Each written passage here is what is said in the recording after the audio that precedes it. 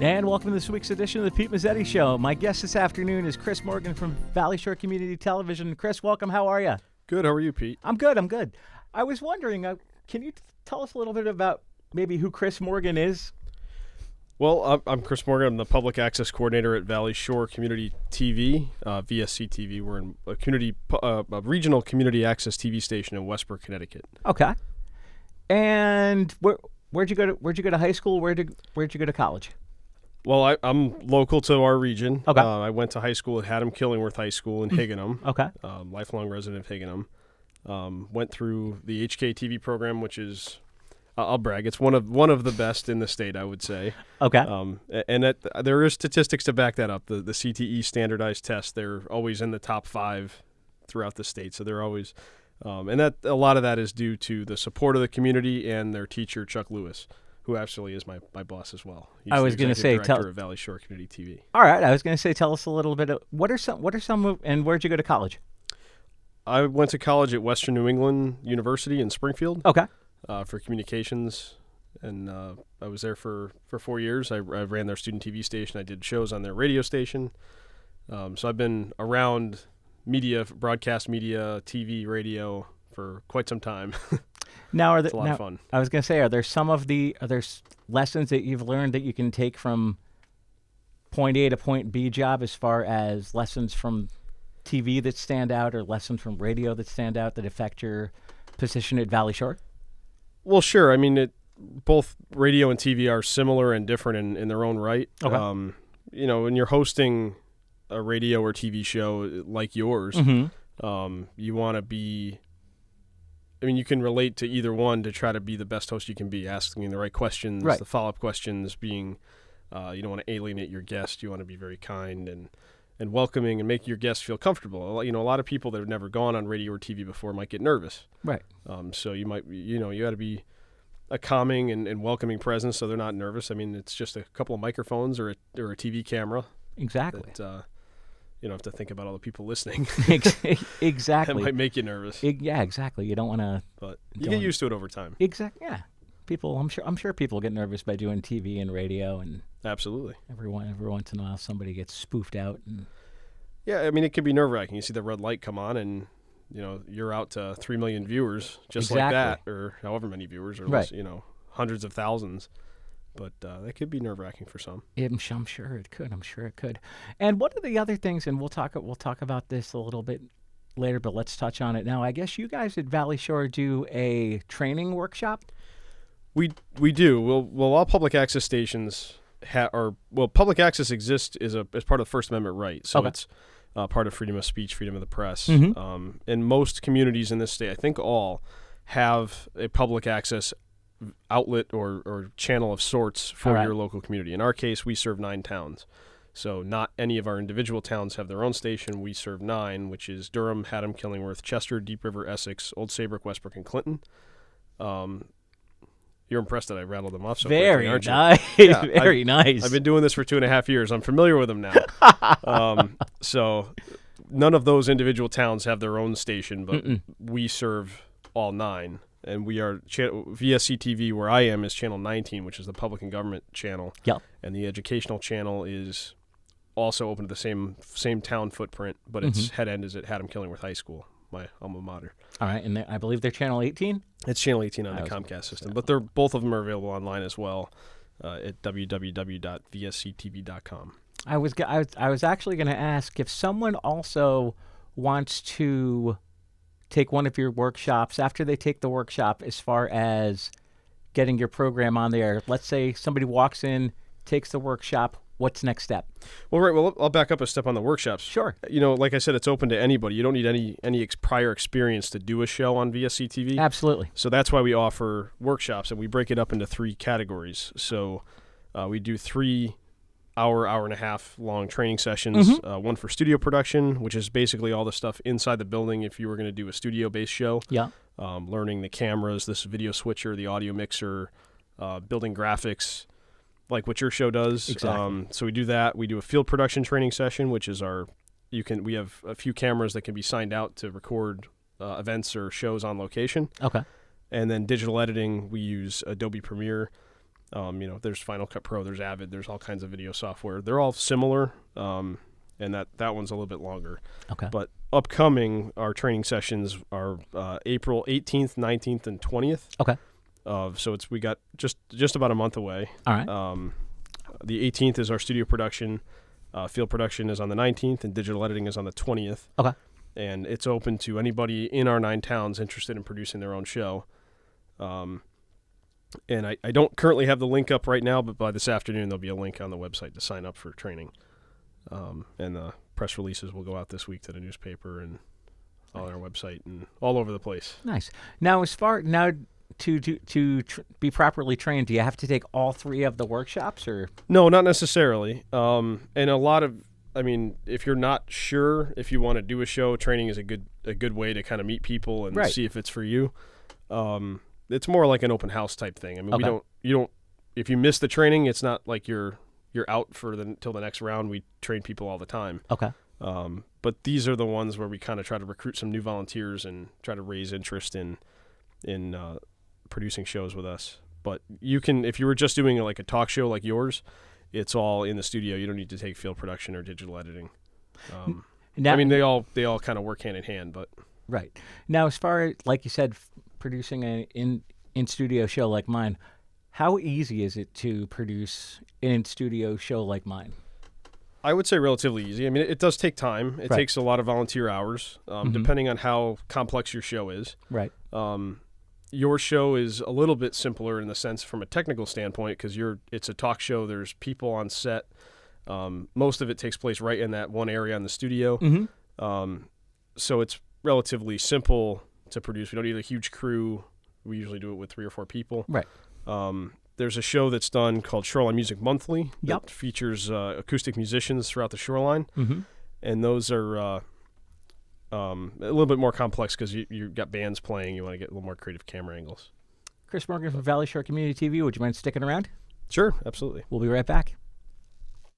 I adopted Bento in 2010 from a shelter. As it turns out, we have very similar personalities. And this cat makes me make art because he's always motivating me to take pictures of him, to draw pictures of him. He just is motivating artistically. It's just that simple. Well, he's my best friend, but a lot of people know him as Keyboard Cat.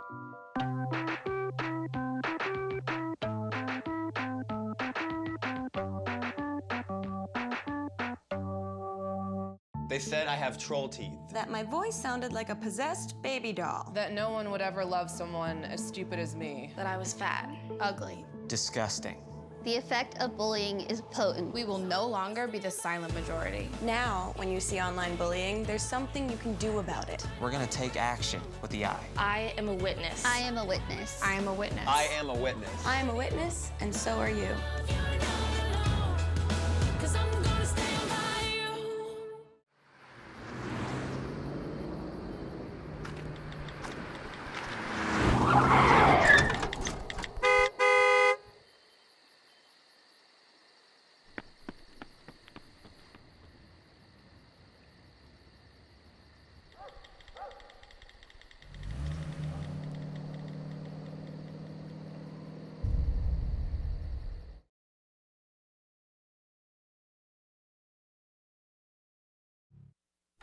And welcome back to this week's edition of the Pete Mezzetti Show. Sitting here with Chris Morgan from Valley Shore Community Television. Chris, welcome back. How are you?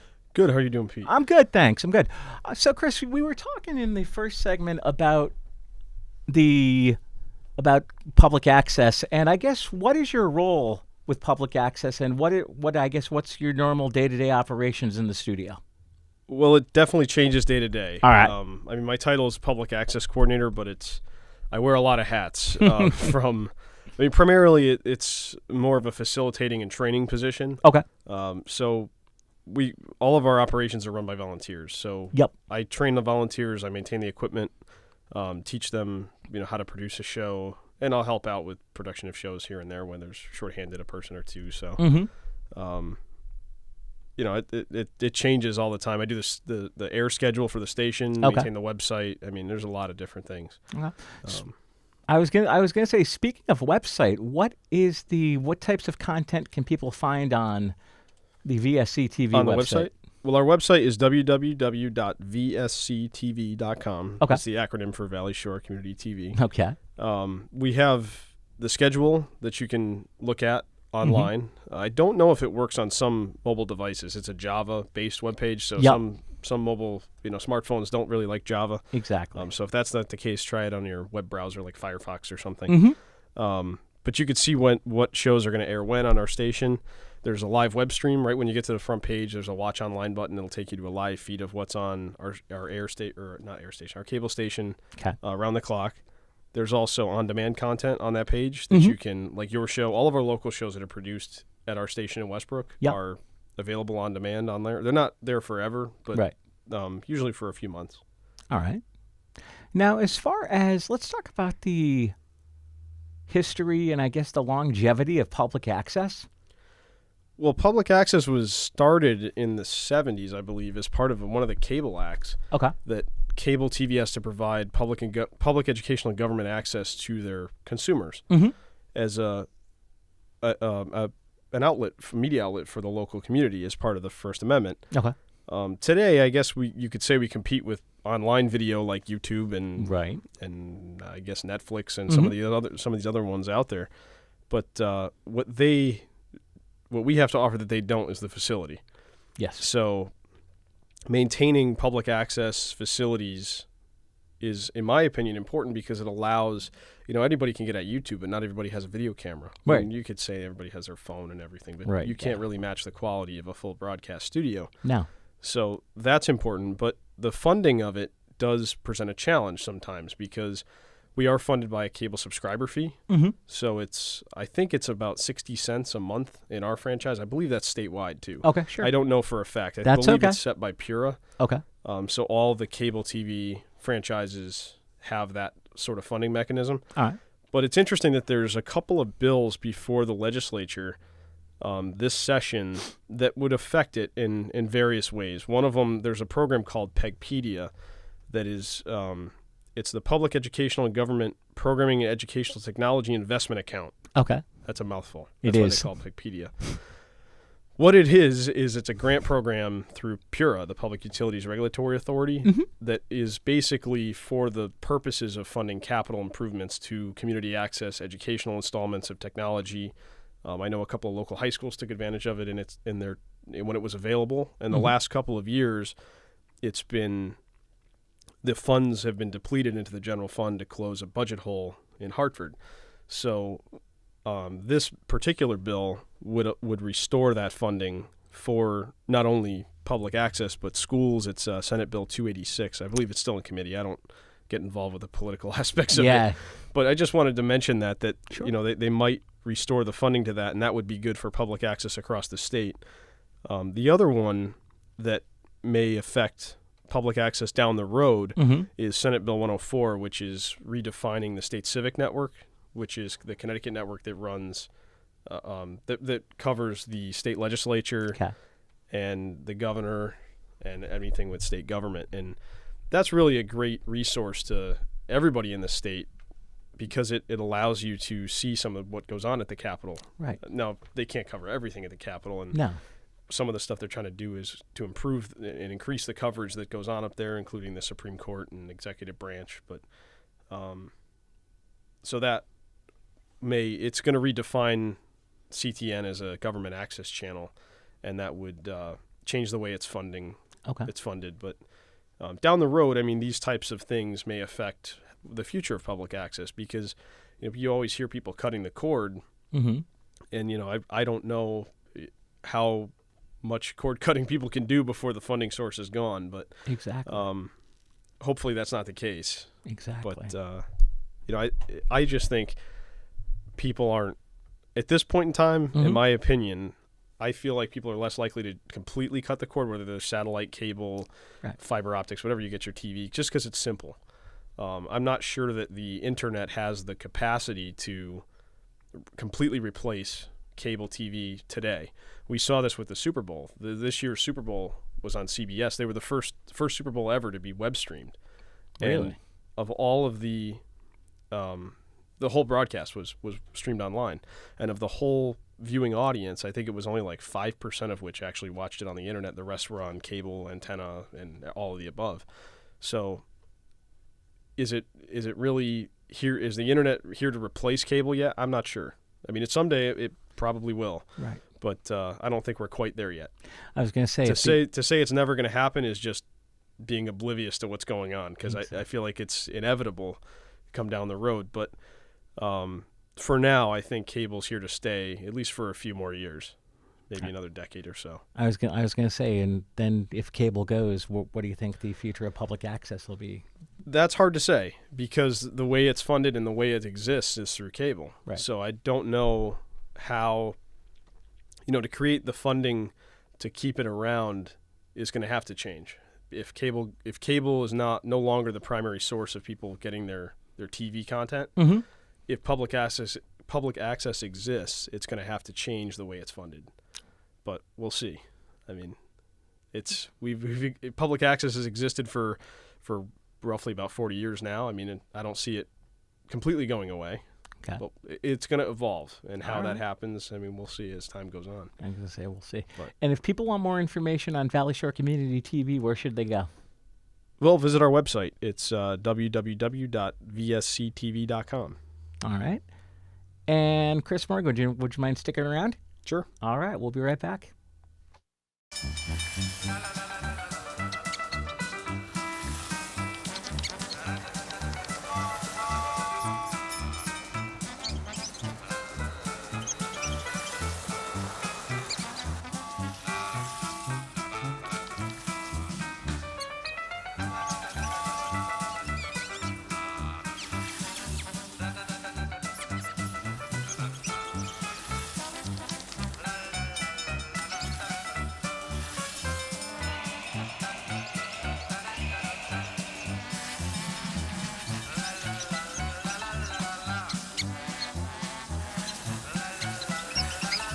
Kids will spend 15 minutes watching online videos like this one.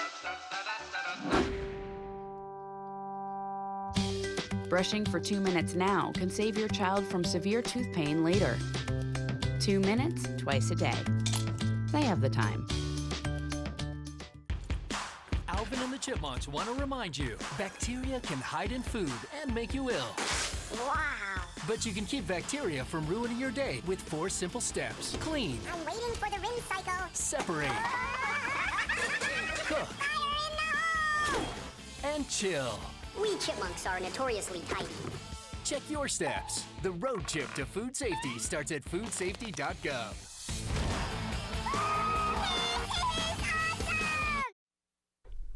And welcome back to this week's edition of the Pete Mezzetti Show. Sitting here with Chris Morgan from Valley Shore Community Television. Chris, welcome back. Thanks. So, Chris, I guess one of the other things that we want to mention this afternoon is we're actually taping, and you can actually watch this. We are, yeah. Your wonderful director normally, Right. Kobe O'Connell, is here recording this interview for our station, so you can Right. watch it on TV, on cable, and online Right. at vsctv.com. Mm-hmm.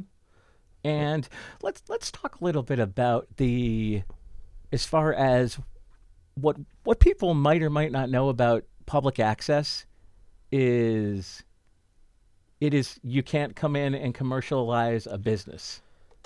No, you can't. Public access exists for nonprofits and individual use. Okay.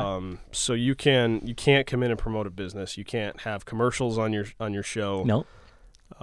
But if it's a nonprofit, you can promote events. You can promote upcoming Right. services and events. Like one example is the Shoreline Soup Kitchen. Mhm. We list Sure. their meal sites for people to get access to. Like if the church has a fair, the Christmas fair, or Mhm. the pot roast dinner or something Right. like that helps a charity or something like that. That's absolutely allowed on public access. And I was going to say, I know I did an interview not long ago about a cycling event that started and ended at a local business. And as far as mentioning the business to establish a point of reference like they have that's today. fine. I mean, you got to give credit where credit is due, but Right. it can't be a call to action. For No, a it can't be commercial a half-hour infomercial Right, on no, this, no, no. that, or the other thing, or else No, that could it's get a also little sticky. It's also a platform for local political debate.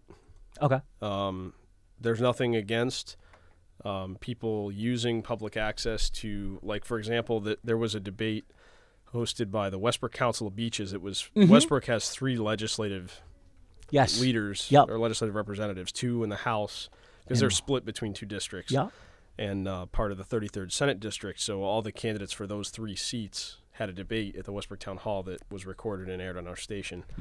And that's a perfect venue for that. We don't like to get involved in anything political because we're neutral. You can't. Right. Well, I mean, you can, but we don't want to. We choose to try to stay as neutral as we can. So if any political content is on our station, it's not hosted by us. Right. It's if say the League of Women Voters, the Westbrook Council of Beaches, things like that. I think in the past there's been one by like the Lions Club or something that'll host a debate as a neutral body, and it'll get somebody will record it and air it on our station. So it we're not involved in the political sway of any way. Right. Try to be as neutral as we can. Now, what are some of the programming ideas that, like, if somebody has a programming idea, what are some of the programs you're looking for as far as airing? We're looking for whatever people want to produce. I mean, we have your show is a public affairs talk show. Shoreline Music Monthly is more of an entertainment-based program. It focuses on the arts. Right. So it showcases a lot of local musicians, even from this area, down in the New Haven County area in the Shoreline. There was a show done that interviewed a lot of like lifelong residents of our region to talk about some of the history of the area. Okay. That was pretty cool. And then we have a high school TV program that produces a local news show. We haven't in probably about a year or so because we've had such low enrollment this year, but we're working towards a new episode now. Oh, nice. With a couple of students. But there's actually a lot of 2 of our local high schools in particular have great TV production programs. Valley Regional and Haddam Killingworth do a lot of stuff on their own, both on YouTube and on Educational Access. I actually just got back from Atlanta. That's right. I was one of the chaperones for HK's TV students. They took a trip to Atlanta to the Student Television Network convention. Oh, nice. Which we brought 30 high school kids down there to a national convention, and they compete against schools all over the country. I think there's over 200 schools there, like 3,000 high school students that are as enthusiastic about this as I've ever seen. Exactly. I mean, it's amazing to see all these bright young students and bright young minds just going out and producing all this great content. They have 8 hours to produce a news show, and some of this stuff looks like 60 minutes. It's amazing. Really? Oh, it's absolutely amazing. Very nice. I didn't get the opportunity to do that when I was in high school. I think the convention existed, but it was still in its infancy, and HK didn't go at the time. Okay. I think this is their 5th year going. But what an experience for these students. I mean, just not only is it a competition, but there's like breakout sessions to learn from some of the industry professionals. The producer and photographer of Steve Hartman's Everyone Has a Story segments, On the Road with Steve Hartman. And he's one of the best storytellers there is on TV, in my opinion. I mean, just some of the stuff that they've done is the perfect example for students looking, for a career in journalism. Exactly. So it was exciting. All the students had a great time, and always a successful trip. What's that, a couple days? days? 4 or 5 days? It's a 3-day convention. 3-day convention. Yeah, so we're there, I think, we were there for 4 or 5 days around it because you got to fly down to Georgia, and that takes a whole day right there. Exactly. So, It was a 3-day convention. They do in HK's case, the competitions that they were involved in was the first day was called Crazy Eights. So they did an 8 hours project where they split up into 2 teams, so 15 kids in each team. The first group did a news show. They had 8 hours to shoot, direct, edit, the whole thing. The second group did a documentary, and then the days after that, I think there were smaller contests. I think they're like 6 hours. Okay. The chaperones were not allowed to help them at all. They got a problem with the camera. They got to figure it out on their own. Okay. So, and that takes talent in itself as well. They did a short story, a music video, a commercial, and what was the last one? Movie trailer. And then there was a group that did a recap of the convention. Very nice. Very nice. And in the past, they've taken awards home. This year, they took an honorable mention in one of the categories. Did they? Though I don't remember which one it was. That's okay. That's okay. We had to leave during the closing ceremonies, so we didn't actually see it, but we heard they got an honorable mention for one of the projects. Heard about it. Now, how hard is it to be a high school student and produce a a newscast in 8 hours? Newscast in 8 hours. I don't know that I could have done it. I don't know. I never tried to do that when I was in high school. So I give them a lot of credit to be able to do, and not just HK students, all over. All of students all over the country. These are the most talented video production students in the country. And Excellent. there was, I believe, 4 schools in Connecticut that went just locally. I mean, there was a couple schools from Boston, but HK, Middletown went, Manchester High School, and I believe there was a school from Killingly. I don't know if they have their own high school. I'm not familiar with that. But I don't know if it's regional or Killingly High School. It was a school from over there. All right. But I believe there was only 4. All right. Well, Chris Morgan from Valley Shore, before we say good afternoon, I just want to thank you for coming down. And if people want more information on the VSCTV, where should they go? Well, they could go to our website, www.vsctv.com, or give us a call at 860-399-1857. And where are you located? We're located at the Shops at Water's Edge, which is 1587 Boston Post Road in Westbrook. Okay. And hours Monday, Tuesday, Wednesday, 11 to 7. And Thursday, Friday, 8 to 4. All right, Chris Morgan. But sometimes call ahead because exactly. if I'm here doing an interview, I'm obviously not there right now. You're not so there, the door's exactly. locked. We don't want you to. But give us a call, and we'll be happy to meet with you anytime. All right, Chris Morgan from Valley Shore, thanks for coming down. Thank you, Pete. We'll see you next week.